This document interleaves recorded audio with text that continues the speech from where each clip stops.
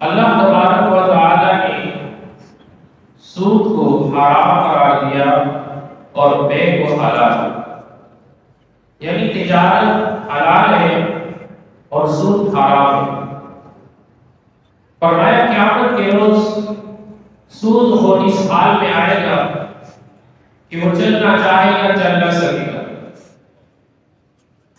اور سود خور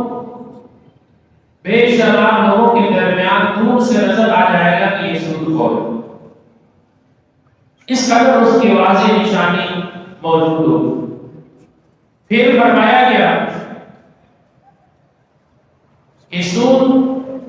کی حرمت جب آگی، بعض آگی، نصیحت آگی، تو جس نے توبہ کی اللہ اس کی توبہ کو قبول کرے، اور جس نے اس کے بعد بھی توبہ نہ کی تو فرمایا اللہ تعالیٰ اسے دردناک عذاب میں مبتلا فرمائے۔ پھر احادیث مبارکہ میں فرمایا گیا کہ سود کی حرمت اور پھر سود کی بارے میں وعید فرمایا گیا۔ نبی پاک صلی اللہ علیہ وآلہ وسلم نے ارشاد فرمایا کہ میں نے خواب دیکھا کہ جبرائیل امین علیہ السلام، میکائیل علیہ السلام تشریف لائے، اور میں دیکھتا ہوں ایک خون کا دریا ہے اور اس کے بیچ میں ایک شخص کھڑا ہے اور اس سے نکلنا چاہتا ہے۔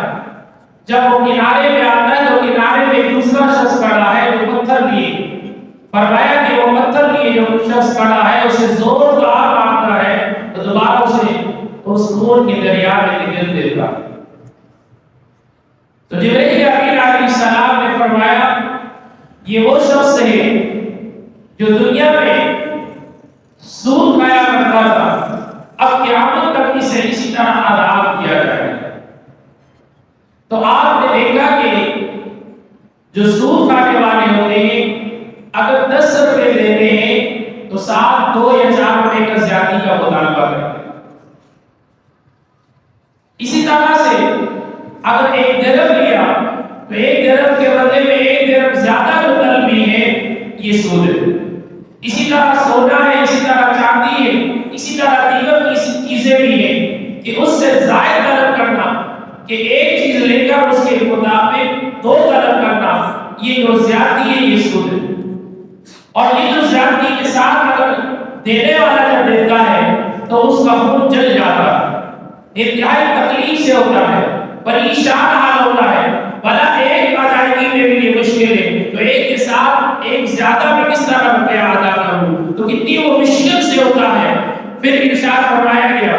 سود کی وعید کے متعلق، نبی پاک علیہ السلام نے فرمایا کہ سب سے کم تر وعید یہ ہے کہ وہ آپ کی ماں سے بدکاری کرے۔ اتنا برا ہی یہ سود، اس لیے فرمایا گیا قرب قیامت لوگ سود کھائیں گے، اور اگر سود نہیں بھی کھائیں گے لیکن اس کی گرد و غبار ان پر ضرور آئے گا۔ آج سامعین محترم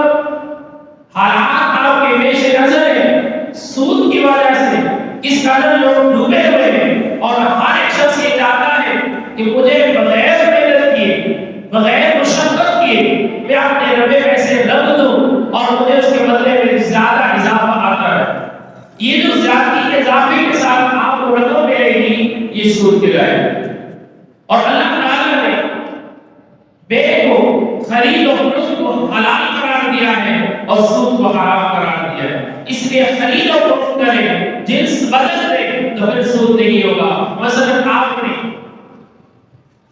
پیسے کے بدلے میں گندم خریدی تو یہ سود نہیں ہے، یہ تجارت ہے۔ اب اسے بڑھا کر آگے بیچ سکتے ہیں لیکن اس پر بھی حد قائم نہیں، جو جائز منافع ہے اسے رکھ کر، یہ نہیں کہ اندر منافع رکھ کے آپ اسے آگے بیچیں۔ ہر چیز کی اسلام میں شریعت مطالعہ میں حدیں قائم کی، ان حدوں کے اندر رہ کر اگر تجارت بھی کرے کہ اللہ تعالیٰ اس میں نفع دے گا اور برکتیں دے گا، اور تجارت اللہ تعالیٰ نے اس میں برکتیں ہی برکتیں رکھی ہے۔ دعائیں اللہ تعالیٰ سود سے ہمیں محفوظ فرمائے اور کاروبار، لین دین، تجارت کی توفیق عطا فرمائے۔